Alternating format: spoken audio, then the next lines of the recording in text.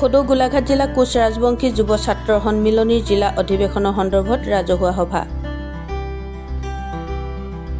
সদৌ গোলাঘাট জিলা কোচ ৰাজবংশী যুৱ ছাত্ৰ সন্মিলনীৰ প্ৰথম বাৰ্ষিক জিলা অধিৱেশনৰ সন্দৰ্ভত বিভিন্ন দল সংগঠন আৰু গোলাঘাট জিলাৰ সচেতন নাগৰিকসকলৰ পৰা দিহা পৰামৰ্শ আৰু সহায় সহযোগিতা বিচাৰি গোলাঘাট পেঞ্চনাৰ ভৱনত আহ্বান কৰে এই সভা।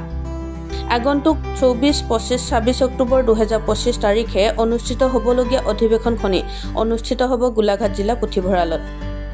তিনিদিনীয়া বৰ্ণাঢ্য কাৰ্যসূচীৰে অনুষ্ঠিত কৰিবলৈ আগবাঢ়িছে অধিৱেশনখনি। সেয়েহে অসমবাসীৰ লগতে গোলাঘাটবাসীৰ সহায় সহযোগিতা কামনা কৰিছে। আনহাতে তিনিদিনীয়াকৈ অনুষ্ঠিত হ'ব লগা অনুষ্ঠানভাগিত অসমৰ কেইবাজনো বিশিষ্ট সাংবাদিক আৰু ৰাজনৈতিক কৰ্মীৰ লগতে কেইবাটাও জাতি জনগোষ্ঠীৰ দল সংগঠনৰ বিষয়ববীয়া উপস্থিত থকাৰ কথা ব্যক্ত কৰে। লগতে ছাত্ৰ ছাত্ৰীৰ মানসিক উত্তৰণৰ কথা চিন্তা কৰি শিশুসকলৰ মাজত চিত্ৰাংকন, কুইজ, ৰচনা আদিকে ধৰি বহুকেইটা প্ৰতিযোগিতা অনুষ্ঠিত কৰিব বুলি জানিবলৈ দিয়ে। দ্বিতীয় দিনা অসমৰ বিভিন্ন জাতি জনগোষ্ঠীৰ কৃষ্টি সংস্কৃতি প্ৰদৰ্শনী লৈ এখন জাকত জিলিকা বাৰেৰহণীয়া সাংস্কৃতিক শোভাযাত্ৰা বাহিৰ কৰিব বুলি প্ৰকাশ কৰিছে।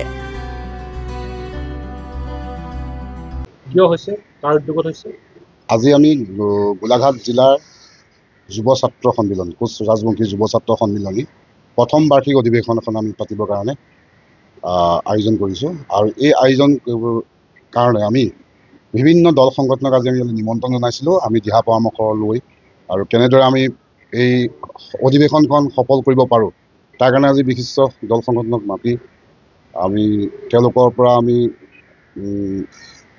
দিহা পৰামৰ্শ লৈছিলোঁ আৰু খুব সুন্দৰ দিহা পৰামৰ্শ আমাক দিলে আৰু আমি অধিৱেশনখন তেওঁলোকৰ এই দিহা পৰামৰ্শ আমি সফল কৰিম বুলি আশা ৰাখিছোঁ।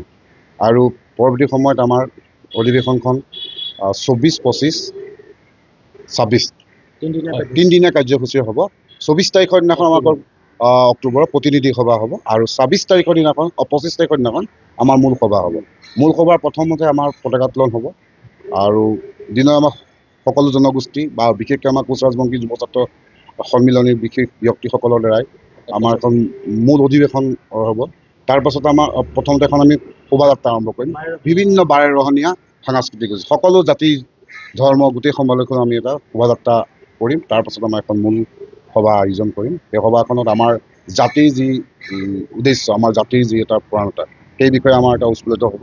তাৰ কাৰণে আমি বিশিষ্ট ব্যক্তি, ৰাজনৈতিক নেতা, বিশিষ্ট গুণীমানী ব্যক্তি আৰু সংবাদ গোষ্ঠীৰ লগত জড়িত থকা ব্যক্তিসকলক আমি মাতিবৰ কাৰণে থিৰাং কৰিছোঁ আৰু সেই সকলক আমি পৰৱৰ্তী সময়ত আপোনালোকক আমি জনাম, কাক কাক নিমন্ত্ৰণ কৰিম। আমাৰ বৰ্তমান ডিষ্ট্ৰিক্ট লাইব্ৰেৰী গোলাঘাট জিলাৰ পুথিভঁৰালৰ প্ৰেক্ষাগৃহতে আমাৰ সভাখন আমি আয়োজন কৰিম। আমাৰ আমাৰ এই প্ৰতিনিধিসমূহত আমাৰ ৰাজ্যিকৰ প্ৰতিনিধিসকল আহিব, সমূহ জিলাৰ পৰা আহিব আৰু সেইদিনাখন আমাৰ এখন প্ৰতিনিধি সভা হ'ব। তাতে আমাৰ আকৌ পৰৱৰ্তী সভাপতি আৰু আমাৰ তাতে নিৰ্বাচিত হ'ব। প্ৰায় শতাধিক আমাৰ প্ৰায় 500 মানুহ 500-600 মানুহ আমাৰ প্ৰতিনিধি ৰাজ্যিকৰ মানে ৰাজ্যিক গোটেইখন জিলাৰ পৰা আহিব আমাৰ।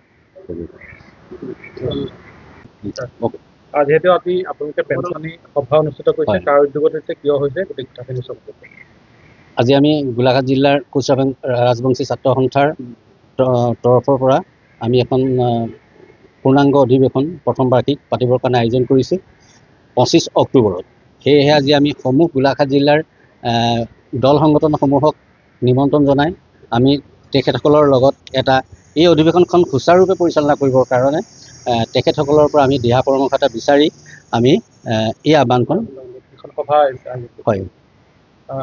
যিহেতু আপোনালোকে অধিৱেশন কেতিয়া অনুষ্ঠিত কৰিব আৰু কেনেদৰে?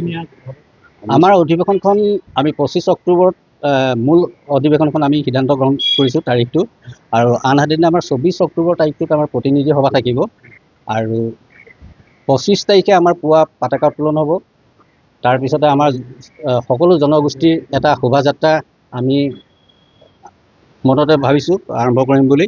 তাৰপিছত আমাৰ 2টা বজাত আমাৰ মুকলি সভা থাকিব আৰু 26 তাৰিখে আমাৰ পশ্চিম গোলাঘাট শাখা সাহিত্য সভাৰ আমন্ত্ৰণ ক্ৰমে আমি তাত এটা অনুষ্ঠান লৈছোঁ। সেই অনুষ্ঠানটোত আমাৰ থাকিব কি, আমাৰ সদৌ অসম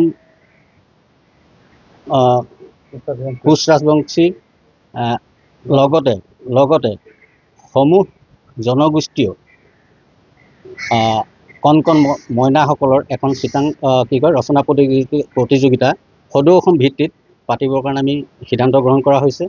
তাৰপিছতে ৰাতিলৈ সন্ধ্যা 6টামান বজাৰ পিছত আমি এটা জনগোষ্ঠীয় সাংস্কৃতিক সন্ধ্যা অনুষ্ঠান তাতে আয়োজন কৰিছোঁ।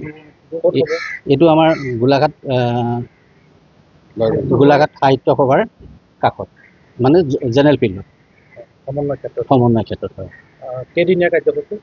আমাৰ মুঠতে 3 দিনীয়া কাৰ্যসূচী আমি হাতত লৈছোঁ। তাৰ উপৰিও আমি মূল অধিৱেশনলৈ আমাৰ অসমৰ বিভিন্ন গণ্যমান্য ব্যক্তি, জাতীয় জনগোষ্ঠীয় আৰু সংবাদকৰ্মী, লগতে আমাৰ মানে চৰকাৰী ৰাজনৈতিক নেতাসকলক আমি আমন্ত্ৰণ কৰাৰ চিন্তা চৰ্চা চলাই আছোঁ। ইতিমধ্যে যোগাযোগ কৰিছোঁ। তেখেতসকলৰ নাম প্ৰকাশ এতিয়া সদ্যহতে আমি কৰিব নোৱাৰোঁ, কিয়নো তেখেতলোকৰ পৰা আমি সম্পূৰ্ণ পোৱা নাই, গ্ৰীণ চিগনেল অনুৰোধটো পোৱা নাই। সেয়েহে আমি পিছৰ পৰ্যায়ত আমি এইখিনি প্ৰকাশ কৰিম। গোলাঘাটৰ পৰা পল্লৱিকা বৰুৱাৰ ৰিপৰ্ট, সময় অসম।